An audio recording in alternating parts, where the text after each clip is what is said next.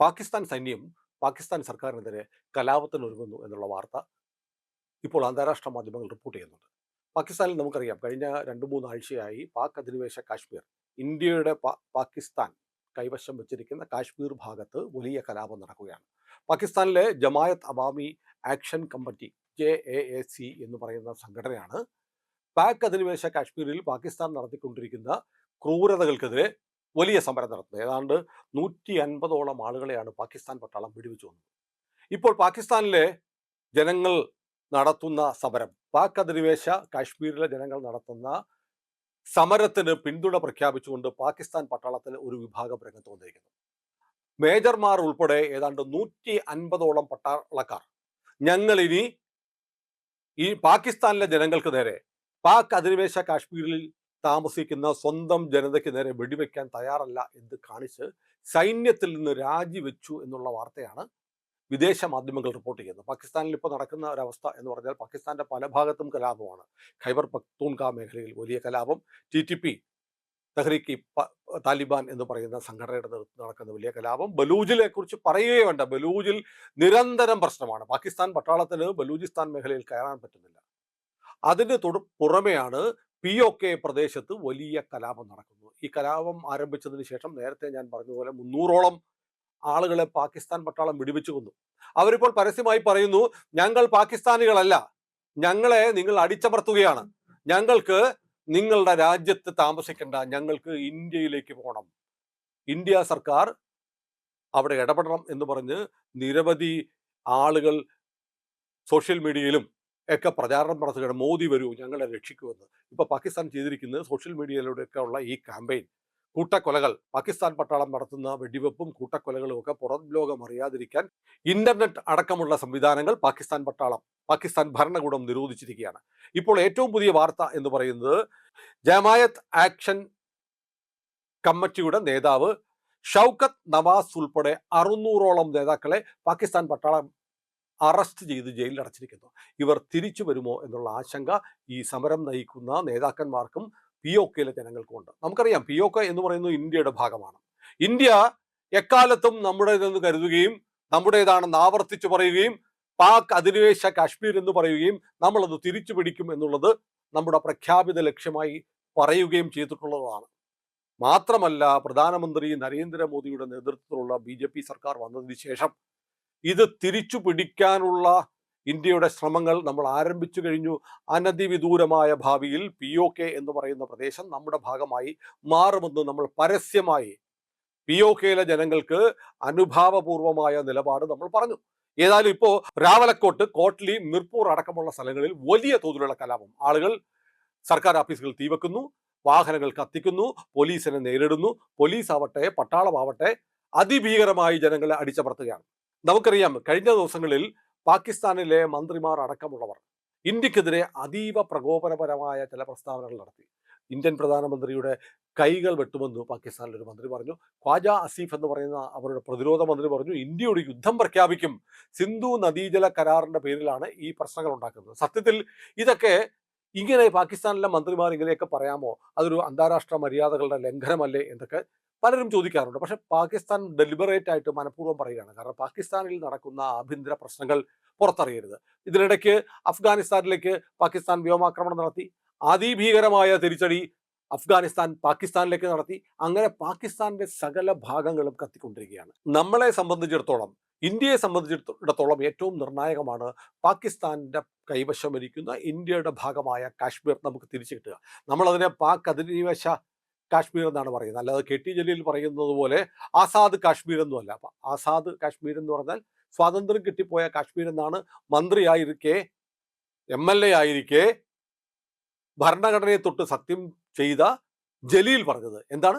ആസാദ് കാശ്മീർ, നമ്മുടെ ഇന്ത്യയിൽ നിന്ന് വേർപെട്ട് പാകിസ്ഥാന്റെ കയ്യിലേക്ക് പോയപ്പോൾ സ്വാതന്ത്ര്യം കിട്ടിയ കാശ്മീർ എന്ന് പറഞ്ഞ് ഫേസ്ബുക്കിൽ പോസ്റ്റ് ഇടുകയും പിന്നീട് അത് തിരുത്തുകയും ഒക്കെ വിവാദമായത് ഓർക്കുന്നുണ്ടല്ലോ. അപ്പൊ ഇന്ത്യയിൽ തന്നെ കാശ്മീരിന്റെ ഭാഗം പാകിസ്ഥാന്റെ കയ്യിലിരിക്കുന്നത് നന്നായി, ബാക്കി കൂടി പാകിസ്ഥാന് കിട്ടാനുള്ളതാണ് എന്ന് വിശ്വസിക്കുന്ന കുറെ ആളുകൾ എന്ന് പറഞ്ഞാൽ നിസാര സംഖ്യയൊന്നും, ലക്ഷക്കണക്കിന് ആളുകൾ നമ്മുടെ രാജ്യത്ത് ജീവിക്കുന്നുണ്ട്.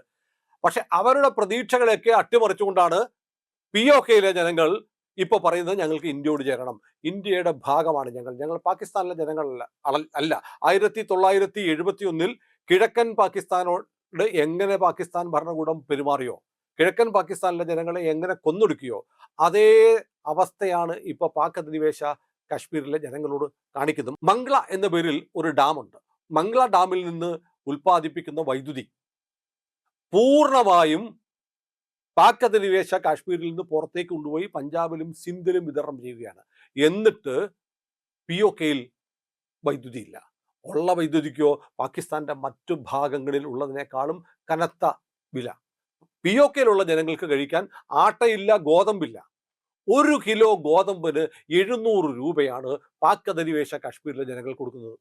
അപ്പോൾ വല്ലാത്ത ദുരിതത്തിൽ ജീവിക്കാൻ ഒരു മാർഗവുമില്ലാത്ത അവസ്ഥയിലേക്ക് പാക് അധിനിവേശ കാശ്മീരിലെ ജനങ്ങൾ മാറിയിരിക്കുന്നു. സ്വാഭാവികമാണ് അവരുടെ കലാപങ്ങൾ അവിടെ ഉണ്ടാവുന്നത്. കാരണം അവരെ സംബന്ധിച്ച് ഒരു ജനത സഹിക്കാൻ പറ്റുന്നതിനപ്പുറത്ത് സഹിക്കുകയും കഴിക്കാൻ ആഹാരം പോലും ഇല്ലാതാവുകയും ചെയ്യുന്ന സാഹചര്യത്തിൽ കയ്യിൽ കിട്ടുന്ന കമ്പും കട്ടയും എടുത്ത് ഭരണകൂടത്തിനെതിരെ പൊരുതും. അതിപ്പോൾ POKയിൽ നടക്കുകയാണ്. പക്ഷെ നമ്മളെ സംബന്ധിച്ച് വേണമെങ്കിൽ നമുക്ക് പറയാം, ഇന്ത്യൻ സർക്കാരിന് ഏറ്റവും അനുകൂലമായ സാഹചര്യമാണ്. വേണേ POKയിലേക്ക് നമുക്ക് സൈന്യത്തെ അയച്ചാൽ അവിടുത്തെ ജനങ്ങൾ നമ്മുടെ പട്ടാളത്തിന്റെ കൂടെ നിന്ന് പാകിസ്ഥാൻ പട്ടാളക്കാരെ തല്ലിക്കൊന്ന് അവരെ നേരിട്ട് POK ഇന്ത്യയുടെ ഭാഗമായി ചേർക്കുന്ന തരത്തിലേക്ക് മാറിയിരിക്കുന്നു. ഒരുപക്ഷെ ഇന്ത്യ സർക്കാർ കാത്തിരിക്കുന്നതും അതുപോലെ ഒരു അവസ്ഥയ്ക്കായിരിക്കാം. കാരണം പാകിസ്ഥാനിലെ പക്കലുള്ള POK പിടിച്ചെടുക്കുമ്പോൾ തീർച്ചയായും അതൊരു യുദ്ധത്തിലേക്ക് മാറും.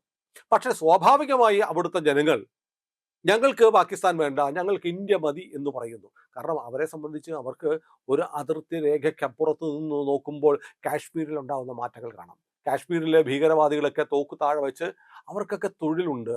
പണ്ട് കാശ്മീരിൽ നരേന്ദ്രമോദി വരുന്നതിന് മുമ്പുള്ള കാശ്മീരിൽ ദിവസം 2-3 മണിക്കൂറുകൾ മാത്രമേ കറണ്ട് ഉണ്ടായിരുന്നെങ്കിൽ ഇന്ന് കാശ്മീരിൽ 24 മണിക്കൂർ വൈദ്യുതി ഉണ്ട്. അവിടുത്തെ ചെറുപ്പക്കാർക്ക് തൊഴിലുണ്ട്. കാശ്മീർ വലിയ തോതിൽ വികസിക്കുന്നു. കോടിക്കണക്കിന്, 10,000-കണക്കിന് കോടിക്കണക്കിന് രൂപയുടെ വികസനമാണ് കാശ്മീരിൽ മോദി സർക്കാർ നടപ്പാക്കിക്കൊണ്ടിരിക്കുന്നത്. ഇത് അതിർത്തിക്കപ്പുറത്ത് നിന്ന് പട്ടിണി കിടക്കുന്ന 1 കിലോ ഗോതമ്പിന്, ഗോതമ്പ് പൊടിക്ക് 700 രൂപ കൊടുക്കേണ്ടി വരുന്ന പാവങ്ങൾ, POKയിലെ പാവങ്ങൾ നോക്കിക്കാണുന്നുണ്ട്. അവർക്ക് തങ്ങളുടെ സ്വപ്നഭൂമി ഒരു വേലിക്കപ്പുറത്താണ്. അതുകൊണ്ട് അവിടെയുള്ള ജനങ്ങളെ പോലെ അന്തസ്സോടെ, അഭിമാനത്തോടെ, പട്ടിണിയില്ലാതെ നല്ല രീതിയിൽ ആധുനിക സൗകര്യങ്ങളോടെ ജീവിക്കണമെന്ന് POKയിലെ ജനങ്ങൾ ആഗ്രഹിക്കുന്നത് സ്വാഭാവികമാണ്. ഇവിടെ ഒരു വലിയ പ്രശ്നമുള്ളത്, നമ്മൾ POK ഇങ്ങോട്ട് എടുക്കുമ്പോൾ പാകിസ്ഥാനിലെ ജനങ്ങളെ കൂടി, പാക് അധിനിവേശ കാശ്മീരിലെ ജനങ്ങളെ കൂടി നമ്മൾ സ്വീകരിക്കുന്നത് ബുദ്ധിപരമായിരിക്കുമോ എന്ന് ചിന്തിക്കുന്ന ആളുകളുണ്ട്. കാരണം അവരൊക്കെ മുസ്ലിംസാണ്. ആ മുസ്ലിമുകളെ കൂടി നമ്മുടെ രാജ്യത്തിന്റെ ഭാഗമായി ചേർത്താൽ അവർ പിന്നീട് ഇവിടുത്തെ മുസ്ലിം ഫണ്ടമെന്റലിസ്റ്റുകളെ പോലെ ആയി മാറുമോ എന്നുള്ള സംശയം സ്വാഭാവികമാണ്. കാരണം അതൊരു വർഗ സ്വഭാവമാണല്ലോ. ഇന്ത്യ വിരുദ്ധത അല്ലെങ്കിൽ ഇസ്ലാമിക രാജ്യം സ്ഥാപിക്കുക എന്നുള്ള ഒറ്റ ലക്ഷ്യവുമായി ജീവിക്കുന്നവർക്ക് ഒരു 10-20 ലക്ഷം ആളുകൾ കൂടി അധികമായി കിട്ടുമ്പോൾ അവരെ വളരെ പെട്ടെന്ന് റാഡിക്കലൈസ് ചെയ്യാനും അവരെ തീവ്രവാദ പ്രസ്ഥാനത്തിന്റെ ഭാഗമാക്കാനും ഇന്ത്യയിലെ ഭീകര സ്വഭാവമുള്ള സംഘടനകൾക്ക് കഴിയും. അതുകൊണ്ട് ഒരൊറ്റ മുസ്ലിമിനെയും നമുക്ക് വേണ്ട, POK നമുക്ക് എടുക്കാം, മുസ്ലിങ്ങളെ വേണ്ട എന്ന് അഭിപ്രായപ്പെടുന്ന ഒരുപാട് ആളുകളുണ്ട്. നമ്മുടെ വീഡിയോയുടെ താഴെ ഇതിനു മുമ്പ് നമ്മൾ ചെയ്തപ്പോൾ ഒരുപാട് പേർ അത്തരം കമന്റുകൾ ഇട്ടിട്ടുണ്ട്. അതൊക്കെ പ്രായോഗികമാണോ എന്നറിയില്ല. ഏതായാലും അവിടെ നിന്ന് വരുന്ന മുസ്ലിങ്ങൾ പാകിസ്ഥാൻ എന്ന് പറയുന്ന ഭീകര രാഷ്ട്രത്തിന്റെ കരാള ഹംസങ്ങളിൽ കിടന്ന് പിടഞ്ഞ് നിവർത്തികേട് കൊണ്ട് ഇങ്ങോട്ട് വരാൻ ആഗ്രഹിക്കുന്നവരാണ്. അപ്പൊ ഇന്ത്യയെ സംബന്ധിച്ച് ഇത് റൈറ്റ് ടൈമാണോ എന്ന് പറയാൻ നമുക്കറിയില്ല. കാരണം ഇതിനകത്ത് ഒരുപാട് കാര്യങ്ങൾ രാഷ്ട്രീയവും അന്താരാഷ്ട്ര റിലേഷനും ഒക്കെയായി ബന്ധപ്പെട്ടുള്ള ഒരുപാട് കാര്യങ്ങൾ പരിഗണിക്കേണ്ടതുണ്ട്. നമുക്ക് ഒരു സുപ്രഭാതത്തിൽ വേണമെങ്കിൽ POK നമുക്ക് നമ്മുടെ സൈന്യത്തെ അയച്ച് അവിടുത്തെ ജനങ്ങളുടെ കൂടി പിന്തുണയോടുകൂടി നിസ്സാരമായി പിടിക്കാവുന്നതേ ഉള്ളൂ. പക്ഷേ അത് ഇന്ത്യ ഒരു അധിനിവേശം നടത്തി എന്ന തരത്തിൽ, പ്രത്യേകിച്ച് കാശ്മീർ ഒരു തർക്ക വിഷയമായി നിൽക്കുന്ന കാലത്ത് അങ്ങനെ സംഭവിച്ചു എന്ന് വരുന്നത് അത്ര സുഖകരമായിരിക്കില്ല. പക്ഷേ കാശ്മീരിന്റെ കാര്യത്തിൽ വേറെ ആരും ചർച്ച ചെയ്യേണ്ട, നമ്മൾ തന്നെ തീരുമാനിക്കുമെന്നാണ് നമ്മുടെ പ്രഖ്യാപിതമായ നിലപാട്. ഏതായാലും പാകിസ്ഥാനെ സംബന്ധിച്ചിടത്ത് അതീവ പ്രതിസന്ധിയിലൂടെ ആ രാജ്യം കടന്നു പോവുകയാണ്. പട്ടിണിയാണ്, രാജ്യത്തിന്റെ 4 ഭാഗത്തും കലാപമാണ്.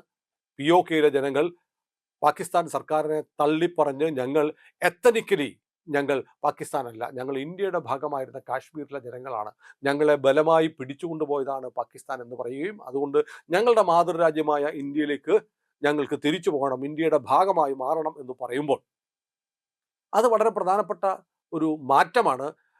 ജിയോ പൊളിറ്റിക്സ് അനുസരിച്ച് നമ്മളതെങ്ങനെ സ്വീകരിക്കും എന്ന് ഇന്ത്യ ഭരണകൂടം ഗൗരവത്തിൽ ആലോചിക്കുന്നുണ്ടാവാം. നമുക്കേതായാലും കാത്തിരിക്കാം. ഇന്ത്യയെ അങ്ങ് ഉപദ്രവിച്ച് കളയും, അങ്ങ് മൂക്കൊക്കെ ചെത്തിക്കളയും എന്നൊക്കെ പറയുന്ന ആളുകൾ, അതായത് നമ്മുടെ പ്രധാനമന്ത്രിയുടെ കൈ വെട്ടും എന്ന തരത്തിൽ വരെ സംസാരിക്കാൻ അവിടുത്തെ ഒരു മന്ത്രി തയ്യാറായ പശ്ചാത്തലത്തിലാണ് പാകിസ്ഥാനിൽ നിർണായകമായ നീക്കമുണ്ടായിരിക്കുന്നത്. പാകിസ്ഥാൻ പട്ടാളത്തിലെ മുതിർന്ന 150ഓളം ഓഫീസർമാർ രാജിവെച്ചിരിക്കുന്നു എന്ന വാർത്ത വന്നതോടുകൂടി അതിർത്തിയിൽ നമ്മുടെ സൈന്യം അതീവ ജാഗ്രതയിൽ നിലകൊള്ളുന്നു എന്നുള്ള വാർത്ത കൂടി എനിക്ക് നിങ്ങളോട് പങ്കുവെക്കാനുണ്ട്. പാകിസ്ഥാനിൽ നിന്നുള്ള POKയിൽ നിന്നുള്ള വാർത്തകൾക്ക് സെൻസർഷിപ്പ് ഉണ്ട്. അതുകൊണ്ട് കൃത്യമായ വിവരങ്ങൾ എത്തിക്കിട്ടുന്നതിൽ ചില പരിമിതികളുണ്ട്. എങ്കിൽ പോലും കിട്ടുന്ന മുറയ്ക്ക് കാര്യങ്ങൾ നിങ്ങളിലേക്ക് എത്തിക്കാൻ ഇന്ത്യ ലൈവ് ഉണ്ട്. ഇന്ത്യ ലൈവ് ഇതുവരെ സബ്സ്ക്രൈബ് ചെയ്യാത്ത പ്രിയപ്പെട്ട പ്രേക്ഷകർ ഇന്ന് തന്നെ അത് ചെയ്യണേ.